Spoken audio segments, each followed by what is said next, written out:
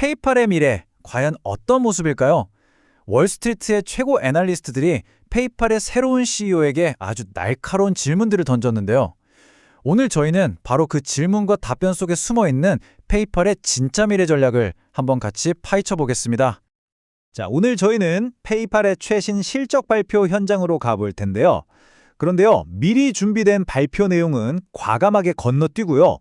월스트리트가 정말로 궁금해하는 것들, 그러니까 애널리스트들의 아주 팽팽한 질의응답 시간으로 곧장 가보려고 합니다. 이 애널리스트들의 질문을 잘 뜯어보면요. 페이팔이 AI나 성장, 그리고 결국 우리 모두의 지갑의 미래에 대해서 과연 어떤 큰 그림을 그리고 있는지 그 힌트를 같이 한번 찾아볼 수 있습니다. 자, 저희가 이 질의응답을 5가지 핵심 주제로 한번 정리해봤는데요. AI 혁명부터 시작해서 결제 버튼의 재창조, 그리고 미래를 위한 투자까지 하나씩 차근차근 살펴보겠습니다. 그럼 첫 번째 주제부터 바로 들어가 보죠. 요즘 가장 뜨거운 기술이죠. 바로 AI가 쇼핑의 모든 것을 어떻게 바꾸게 될 것인가에 대한 이야기입니다.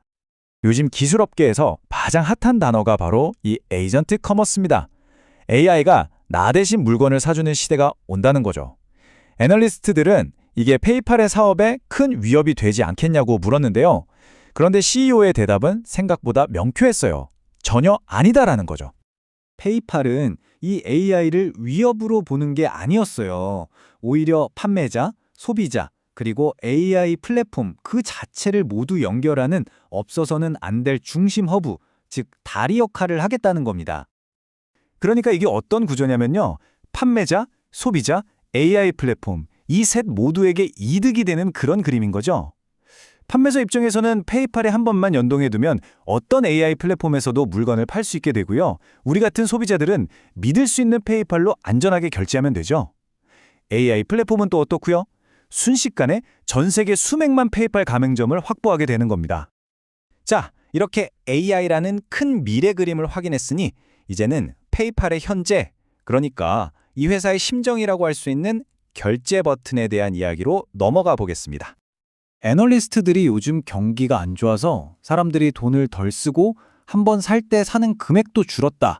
이런 어려운 점들을 지적했거든요.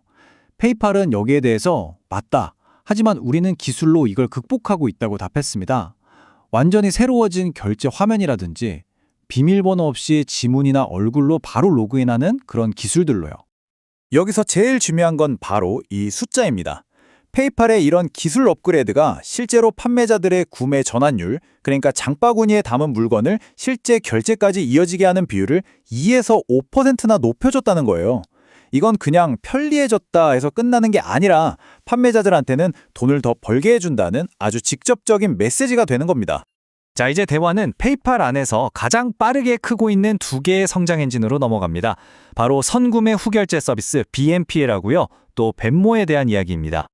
CEO는 이 BNPL, 즉 선구매 후결제를 그냥 새로운 결제 옵션 하나 정도로 보지 않더라고요. 이건 아예 소비 습관 자체가 바뀌는 세대 교체급의 거대한 변화라고 아주 강력하게 이야기했습니다. 그리고 역시나 숫자가 그걸 증명하고 있죠. 특히 쇼핑 초반, 그러니까 물건을 고르는 페이지에서부터 이거 BNPL로 살 수 있어요 라고 보여주기 시작하면서 전체 결제액이 20% 이상씩 꾸준히 늘고 있다고 합니다. 그럼 벤모는 어떨까요? 벤모의 진짜 잠재력은 바로 이 그래프에 있습니다. 그냥 친구들끼리 돈만 주고받는 사용자에 비해서요.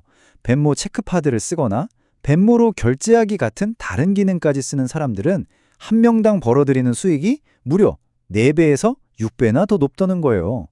이게 바로 벤모가 가진 어마어마한 성장 가능성이죠. 물론 이렇게 혁신적인 일들을 하려면 돈이 필요하겠죠? 애널리스트들도 바로 그 점을 파고들었습니다. 이 모든 야심찬 계획들을 실행할 돈은 어디서 나오냐고요?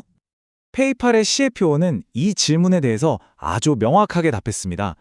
지금 당장 이익을 남기기보다는 그 돈을 미래를 위해 다시 투자하고 있다고요. 예를 들면 사용자들이 더 많은 페이팔 서비스를 쓰게 만들거나 공동 마케팅, 그리고 고객 리워드 같은 분야에 말이죠.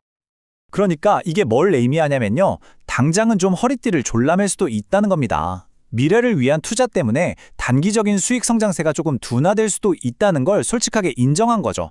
장기적인 시장 리더십을 위해서요. 자, 이제 마지막입니다.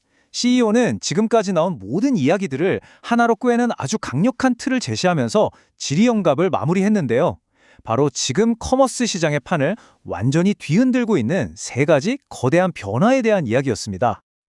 그 세 가지 변화란 바로 이겁니다. 첫째, 현금이나 카드 대신 디지털 지갑을 쓰는 거대한 흐름. 둘째, 할부와는 또 다른 선구매, 후결제가 대세가 되는 것.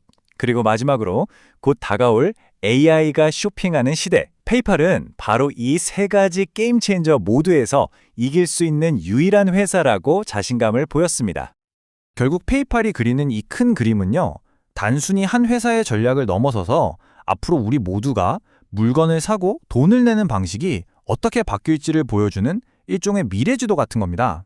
페이팔이 미래를 건 이 세 가지 변화 중에서 과연 어떤 것이 여러분의 지갑을 가장 먼저 바꾸게 될까요?